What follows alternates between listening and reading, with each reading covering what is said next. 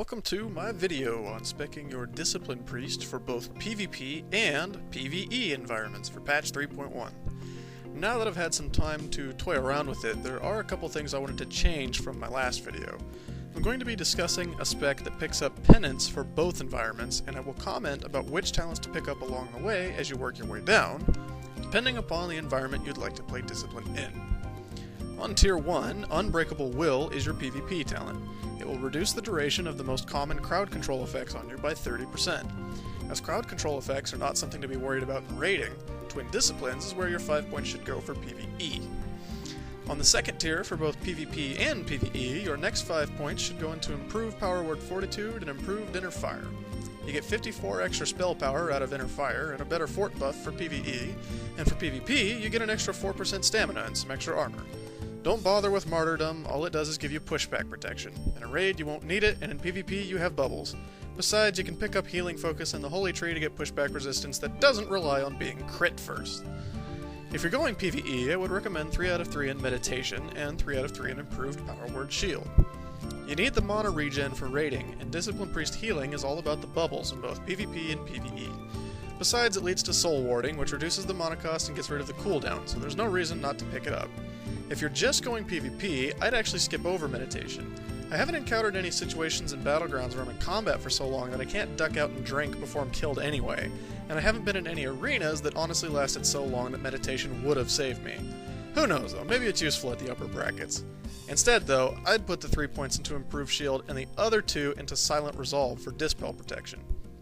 Anyway, on to the next tier. For PvP, go ahead and fill out Silent Resolve, then I'd suggest putting 2 points into Improved Mana Burn. One thing about being a Discipline healer in PvP is that you have to go on the offensive to be worthwhile. Other healers tend to rely on just keeping themselves alive while their teammates do the work, but Discipline healers are most effective when they're keeping each other alive while grinding down their opponents. Primarily, Improved Mana Burn gives you an edge on other healers, which is especially important for arenas.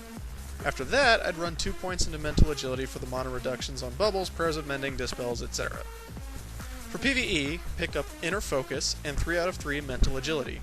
Inner Focus is an awesome ability to pop in conjunction with Prayer of Healing for a massive AoE heal that won't break your mana pool. Besides, it's that or stick a point in Absolution, and for raiding, I'm of the opinion that Inner Focus has more use than the 5% mana reduction of Dispel. For either environment, grab Soul Warding and 5 out of 5 Mental Strength. You need Mental Strength for Power Infusion, but a bigger mana pool is helpful in PvE for the sake of Replenishment, Shadow Fiend, Hymn of Hope, and Rapture, and useful in PvP since you won't have much mana regen and need the extra mana anyhow. Soul Warding gets rid of the cooldown on your bubble, which is immensely helpful in both environments, as well as making your bubbles 15% cheaper. Whee! Once again, for both environments, grab Focus Power. 4% healing is good, and fast mass dispels are a must in arena environments for clearing those pesky ice blocks and paladin bubbles. If you're going PvE, I'd recommend 2 points in Enlightenment at this point for the extra mana regen and spell haste. If you're going PvP, I'd fill out Mental Agility and pick up a point in Absolution. It's not uncommon to spam dispels in certain battlegrounds or arena matches, and without the mana regen of Meditation, the cheaper dispels is nice. For both builds, grab Power Infusion. As a raid healer, it's cheaper and faster heals, and in Battlegrounds, it's faster heals and often used in conjunction with Mana Burn for fast healer control. Beware the Discipline Priest running Power Infused Improved Mana Burns. Also, you can cast it on your casting DPS for a Ghetto Bloodlust bonus! For PvP, snag Focused Will. After being crit 3 times, and that will happen a lot in PvP, you'll take 12% less damage and receive 15% more healing. What's not to like about that? Also, I'd say jump back and put another point into Absolution. For PvE, I'd recommend putting the 3 points here into Improved Flash Heal. Discipline Priests really shouldn't be casting Greater Heal. Leave that to your Holy Priest brothers. Cheaper Flash Heals, plus the extra crit chance at low percent, is nice when your Bubble and Penance are on cooldown. For both environments, Renewed Hope is nifty. It's 3% damage reduction on everyone in your raid every time you bubble, so I don't see why you wouldn't get it. I know Rapture took a nerf, but I'd still recommend grabbing it for both environments. However, let's take a look at it and make a note. It regens 2.5% of your maximum mana when your bubbles break or are dispelled. It also energizes people.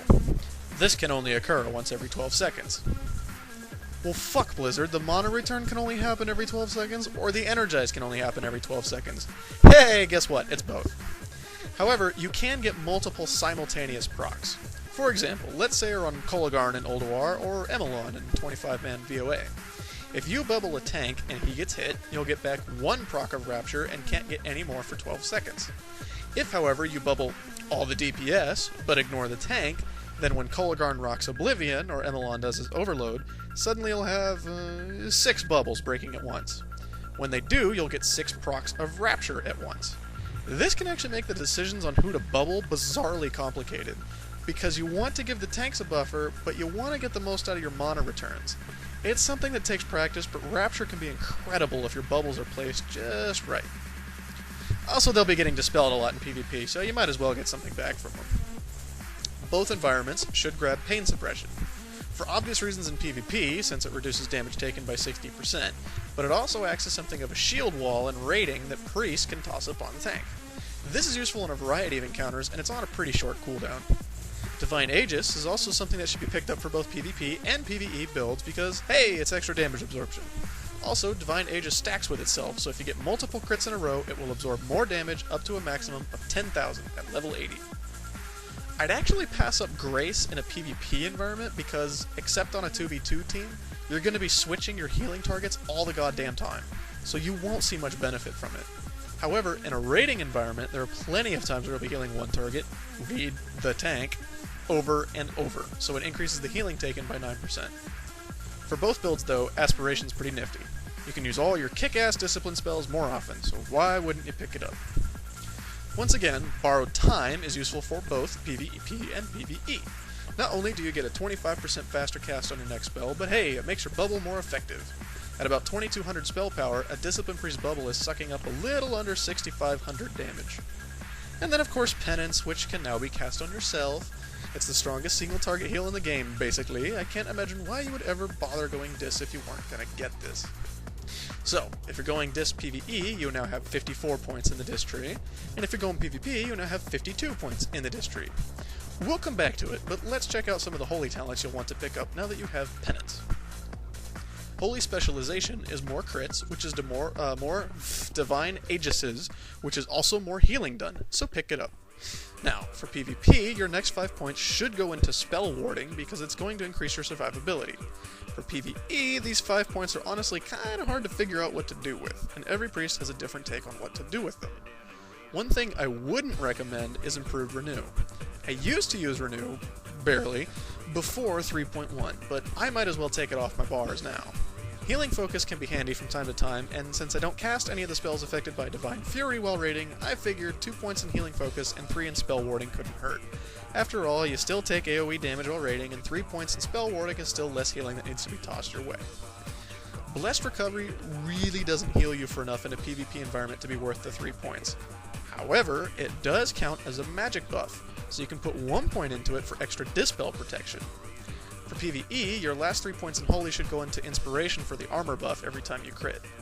Discipline Priests have high uptime on Inspiration because of Penance. For PvP, you'll also have high uptime on it, so it's a good one to go ahead and pick up. For the last 5 points for a PvP spec, I'd recommend picking up Desperate Prayer, so you have an oh shit heal. Healing Focus for a bit of pushback resistance, although really you're only going to see it on Penance, so if you want to maybe put the 2 points into Divine Fury for faster Holy Fires, I can't say I'd hold it against you. Remember I mentioned being an offensive healer? Anyway, then you could bounce back into the Discipline tree to pick up Reflective Shield. Reflective Shield only makes your bubbles reflect damage, but like I said, a well-geared Disc Priest bubble should be over 6,000 damage absorbed. At that point, every time you bubble yourself, it's a free 2,800-ish damage to your attacker. Offensive healing! If you're raid healing, you still have 4 points left to do something with, and I'd recommend popping them into Focused Will for the extra crit chance, and then doing whatever you want with that last point. As far as glyphs are concerned, here's what I'd suggest for PvP. The Glyph of Pain Suppression lets you put up your 60% damage reduction while stunned. Glyph of Power Word Shield heals your target for 20% of the bubble absorption. Glyph of Penance, when stacked with Aspiration, will reduce the cooldown from 10 seconds to 6.4 seconds. For PvE, I'd swap out the Glyph of Pain Suppression for the Glyph of Dispel Magic, or the Glyph of Flash Heal, depending which you like more. I don't find myself flash healing as much as I Dispel, so I went with that one. For minor glyphs, Fort and Levitate are always nice. Otherwise, I'd grab Glyph of Shadow Fiend for both environments.